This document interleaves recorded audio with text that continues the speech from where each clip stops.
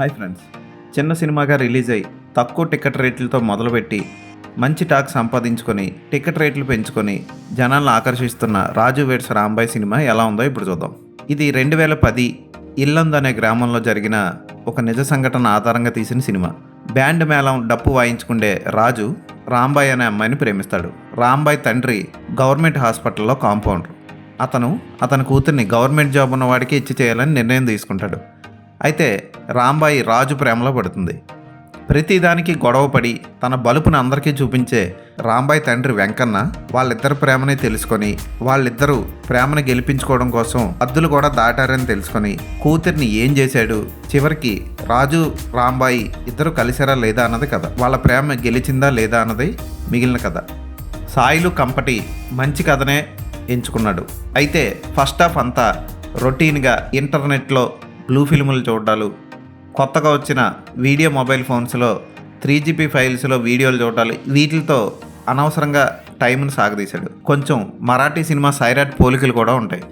అయితే ఈ సినిమాకి ప్రధాన బలం వెంకన్న క్యారెక్టర్. ఆ క్యారెక్టర్ని బాగా బిల్డప్ చేయకుండా చాలా తక్కువగా వాడుకున్నట్టు అనిపిస్తుంది ఫస్ట్ హాఫ్లో.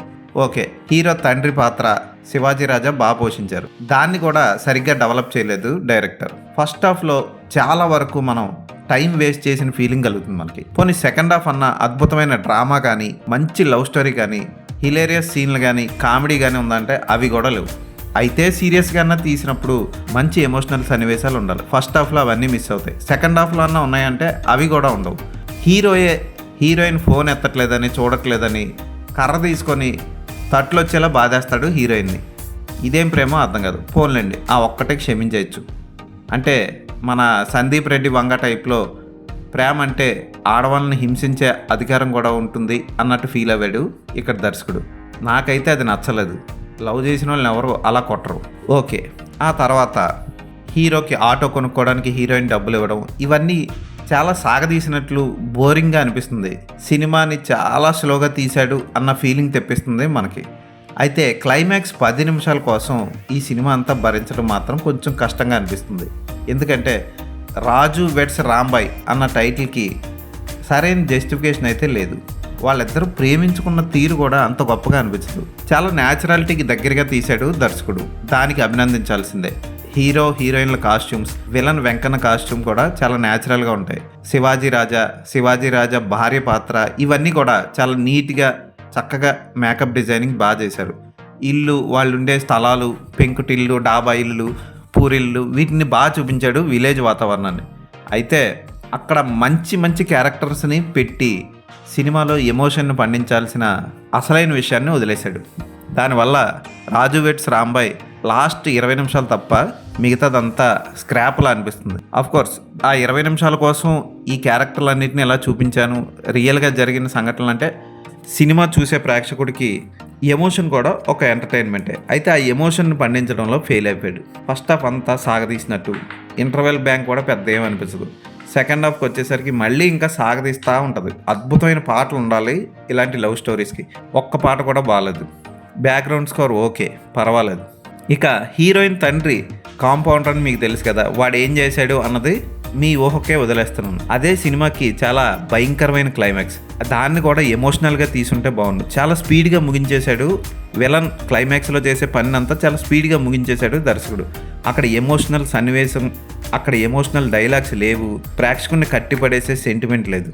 ఇక క్లైమాక్స్లో హీరోయిన్ ఇద్దరు మాట్లాడుకునే సన్నివేశం ఉంటుంది. ఆ సన్నివేశంలో ఎందుకు నన్ను అంతగా ప్రేమిస్తున్నావు అంటే రాజు వెడ్స్ రాంబాయ్ అంటాడు. ఆ డైలాగులు ఎవరు రాశారో కానీ టైటిల్కి జస్టిఫికేషన్ ఇవ్వడం కోసం ఆ డైలాగ్ రాసినట్లు అనిపిస్తుంది, కానీ ఎమోషనల్గా అనిపిస్తుంది. అయితే హీరోయిన్లు ఇద్దరు చాలా బాగా యాక్ట్ చేశారు ఆ సన్నివేశంలో. ఈ సినిమా కథ చాలా చిన్న కథ, దాన్ని చెప్పడానికి ఎమోషనల్గా మనసు కత్తుకునే సన్నివేశాలతో, మనసును కదిలించే సన్నివేశాలతో తీయాలి. కానీ దర్శకుడు అవేమీ లేకుండా ఫ్లాట్గా తీసాడు అనిపిస్తుంది.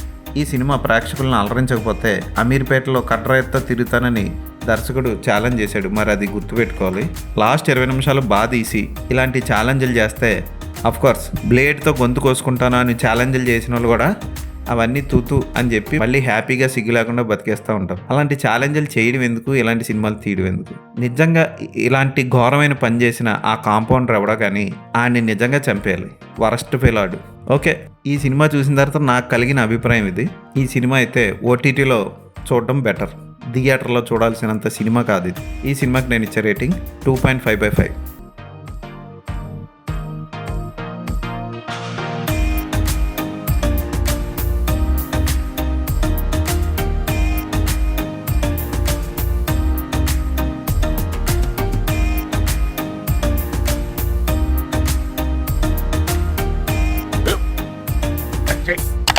స్కూల్ బెంచ్ లాగా ఎంత గట్టిగా ఉందరా?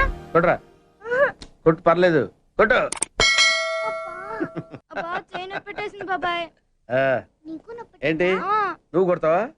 కమా బిట్ మీ యార్. వద్దు బాబాయ్. వాడిని నేను కొట్టడం లేదమ్మా, వాడినే నన్ను కొట్టమంటున్నాను. నువ్వేం కంగారు పడక్కర్లేదు. అడుగుతావేంటి?